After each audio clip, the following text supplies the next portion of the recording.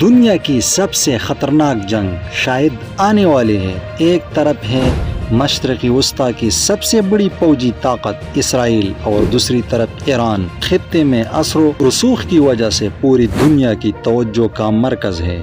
کیا یہ دونوں ملکوں کے درمیان جنگ ہونے والی ہے؟ کیا مشرقی وسطی ایک اور آگ کی لپیٹ میں آ جائے گا؟ اور اس ممکنہ جنگ کے پیچھے اصل کہانی کیا ہے؟ آج کی ویڈیو میں ہم آپ کو اس پوری صورتحال کی مکمل تفصیل بتائیں گے جو شاید مین سٹریم میڈیا آپ کو نہ بتائے۔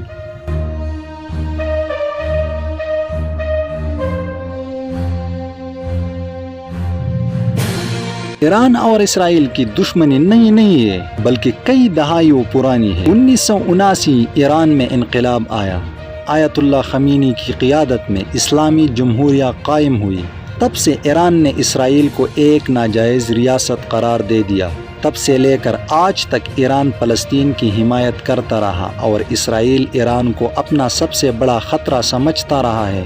لبنان میں حزب اللہ، فلسطین میں حماس، یہ سب ایران کے اتحادی ہیں جو اسرائیل کے لیے مسلسل درد سر بنے ہوئے ہیں۔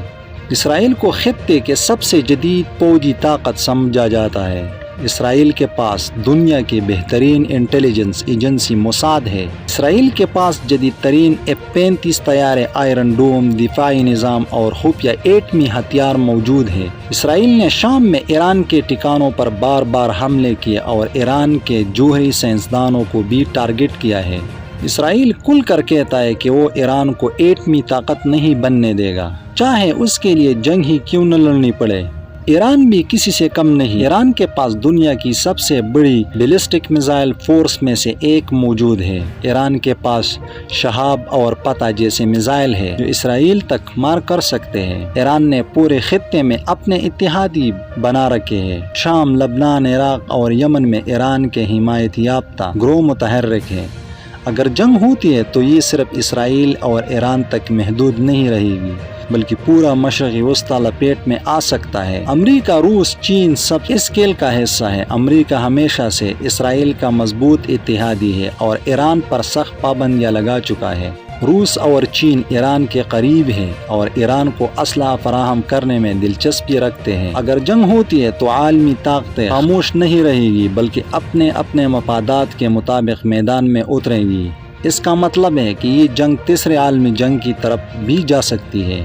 ایران کا ایٹمی پروگرام اسرائیل کے لیے سب سے بڑا خطرہ ہے۔ اسرائیل کو ڈر ہے کہ اگر ایران ایٹم بم بنا لیتا ہے تو اسرائیل کا وجود خطرے میں پڑ سکتا ہے۔ اس لیے اسرائیل خفیہ طریقے سے ایران کے نیوکلیئر سائنسدانوں کو مار رہا ہے اور ایران کے نیوکلیئر پلانٹس پر سائبر حملے کر رہا ہے، لیکن ایران بھی خاموش نہیں۔ اس نے اعلان کیا ہے کہ اگر اس پر حملہ ہوا تو وہ پورے خطے کو جنگ میں جھونک دے گا۔ سوال یہ ہے کہ کیا ایران اور اسرائیل کی جنگ اب ناگزیر ہے؟ ماہرین کہتے ہیں کہ دونوں ملک کھل کر جنگ نہیں چاہتے، لیکن غلط فہمی یا کسی بڑی کارروائی کی وجہ سے حالات بگڑ سکتے ہیں۔ اگر اسرائیل نے ایران کے نیوکلیئر پلانٹس پر حملہ کیا تو ایران جوابی کارروائی کرے گا۔ لبنان سے حزب اللہ، یمن سے حوثی اور شام و عراق سے ایرانی، یعنی خطہ ایک بڑی جنگ کی لپیٹ میں آ سکتا ہے۔